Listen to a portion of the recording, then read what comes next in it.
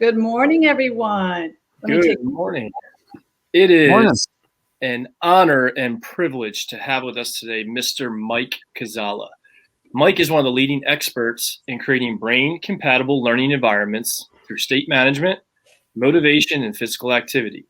Mike is also a best-selling author, acclaimed keynote speaker, and an innovative professional developer in both education and corporate settings. He is president of Kuczala Consulting and director of instruction for the Regional Training Center. And this is our first podcast that we've done in the morning. It's 9 o'clock our time. And in true spirit of the podcast, definitely eating pizza. It's called breakfast pizza today, though. I see that you got a slice too, Keith. What do you got, Andrew? I have pizza toast this morning. Something a little different. Is that raisin? This is good. Is that raisin toast? I did. I had my wife cut it in the pizza shape for me. Oh my God! Does she cut the crust off of your peanut butter and jelly sandwiches too? Depends on the day. We've seen his lunches at work.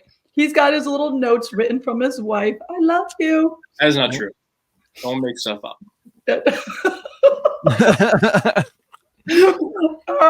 right, Keith. Fun fact. Well, because we're doing this podcast in the morning, I found a fun fact that's relatable to the morning. Okay. 36% of people consider pizza the perfect breakfast. I am one. I am one. Pizza anytime. I mean, that's kind of sparked our title for this podcast because we've always said our best conversations are around a slice of pizza. And you know those days when we used to just leave it sit on the counter, wake up in the morning, and you're like, yes. Not anymore. Has to be refrigerated. Sorry. Nope. I'm okay with it. It doesn't have to be. Depends on where it's from, too. That makes a big difference. I've also gotten to the point when I reheat my pizza. It can't be in the microwave. I have to literally put it in the oven so it's got a little crisp to it. I don't like it soggy. Okay. But either way, it's pizza. You guys, we have, I'm a little giddy this morning because I feel like I'm a student interviewing the professor. This person has had so much influence on, I know, my life, the two of you, and has influenced so much of the work that we do in our large urban school district. One of the reasons why we created B3, right? We constantly look at the resources that he's created. We have watched his TED Talk over and over again. We've even created an online course for not only our health and PE teachers, but mainly for classroom teachers, general area teachers, called the Kinesthetic Classroom, because we have all his books. I know that your background, Andrew, has all his books as well. So let's get Mike Kuczala. There it is, the Kinesthetic Classroom. Let's get Mike Kuczala on the podcast. Hey, everyone. Good morning. Good morning. Hey. I actually just did that last week. I had pizza. You know, every once in a while I have some pizza, and it was still on the counter in the morning. And I have to admit that I had a little bit. So you don't put it in the refrigerator? Well, I try, but it was a late night. So it was good. Yeah, that happens. And then when you find it, it's like that beautiful little nugget. Oh. That's right. I don't have to have oatmeal this morning. Mike, it is such an honor to have you on the Pizza and PE podcast. I think this is episode number 10. And when we first created this Pizza and PE podcast, we were listing, who can we ask to be a guest on the show? And obviously your name was very high on the list. And we're like, if we could even get him, that would be amazing. So to have you here today and to volunteer and to sacrifice some of your own personal time to do this and answer some of the questions, this is truly an honor. So thank you. Oh, it's my pleasure. It's an honor to be here. You know, I've gotten to know you, all of you, over the past few years, a little longer than that. But it's really a pleasure and an honor that you're having me here, and I'm happy to take part. Thank you. So let's get to the first question. Tell us about yourself, your background.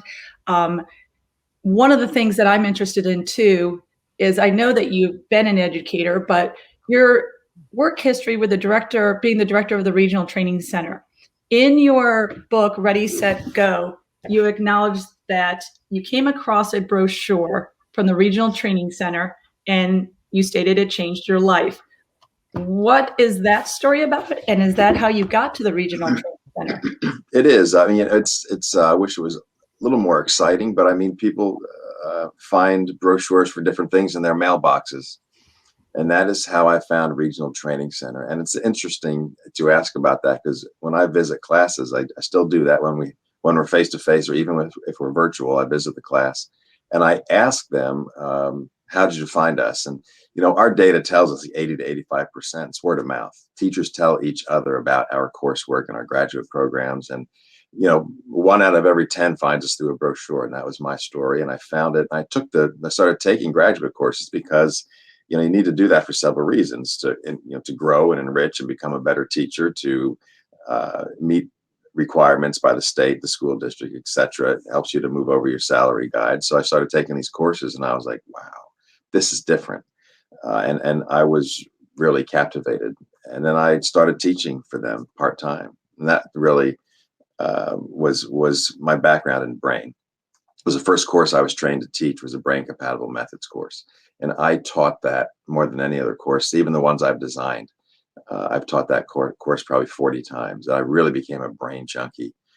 Devoured the work of Eric Jensen and David Sousa and many others, lots of different research. And I, especially with Eric Jensen, I started doing, I know we'll get to some of this conversation. I'll be brief, but started using these movement activities with adults. And it wasn't even a part of the curriculum. I was like, hey, this makes sense. They need to take breaks. They need to get up and moving.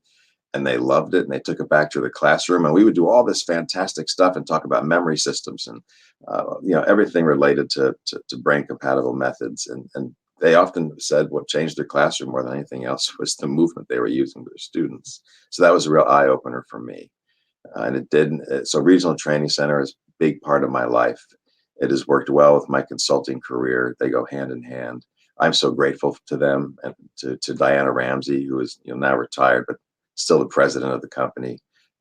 This is one of the most fabulous educators I've ever known, and for the opportunity she gave me. And I designed courses, and I moved on to writing books based on those courses, and that's how it all grew from RTC. So you speak. Oh, sorry. Yes, I am on. Sorry, I didn't know if I muted myself. So you mentioned Eric Jensen, and he was one of your influencers.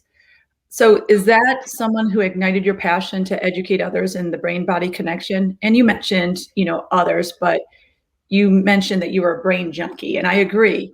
So are those the people that ignited your passion? In part, absolutely. Those two, Eric Jensen and David Sousa, I mean, it's still, the stuff that I teach about state management. And even in the kinesthetic classroom, we talk about that, how meaning making is state dependent, and how meaning is that one of the central parts of long-term memory formation. Long-term memory formation is at the core of what we do as educators. Doesn't matter if it's emotional, doesn't matter if it's something physical in the gymnasium, it doesn't matter if it's curriculum related. It's all about long-term memory. We want students to use it again. So long-term memory is at its core, and meaning is at the core of long-term memory. And meaning making is state dependent, meaning how we feel during content acquisition matters. And a lot of that came from Eric Jensen, and I refer to it in the books. And they were absolutely a big influence and helped me to ignite my passion for the brain-body connection and for brain-compatible methods. And I get the sense that since you have been hooked on the neuroscience and the brain-body connection, is you have a passion for informing others. It's like I have this information that is gold, secret, top, like stuff that you don't want to be a top secret information. It's like, why can't others know about this? And I feel like that's been your journey, that since you've grabbed onto some of this information, you just want to spread it and you want others to know about it. Is that? Absolutely. And you know how these podcasts are, and how these our life in Zoom over the pandemic. Now something is printing behind me that I did not send there. So I think it's coming from another part of my home. So I apologize for that. It's fine.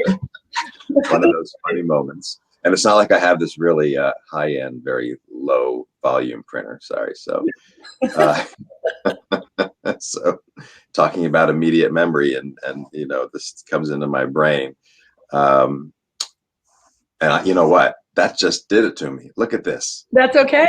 In this podcast, would you just give me the gist of your question again? Yeah. So is it true that you just want to be sure that so many more Oh, people yeah. know about this information? Because when I first heard it from Eric Jensen as well, it was one of those, like, every educator needs to know about this. Yeah, absolutely. And so what RTC did for me in a very short time period, I would say, maybe from the late 90s until, I don't know, 2004, 5, or 6 or so, I taught about almost 70 graduate courses. And so that was a way to get that information out to people. And it also taught me that I had a natural love, and I would call it a little bit of a natural gift for being in front of people. It was like my 10,000 hours, and I was doing more and more professional development through RTC. So I really had a passion to get this information out because I thought it was life-changing for teachers, and I was really passionate about it. And then I discovered that I had this passion for speaking and for teaching and for facilitating professional development. And so I've had a lot of opportunities to do that. And then when the graduate courses, I started designing those courses, and that reached an even bigger audience. So I now have probably about 40 instructors that teach my courses specifically. And three of those courses were designed with Tracy Langle, the 2 kinesthetic classroom courses and the 1 wellness course that we have. And then I've also designed a graduate course on motivation for students and teachers. And so, yeah, I had to get it out. I still feel that way. I need to get information to people, and I love delivering it in a live setting.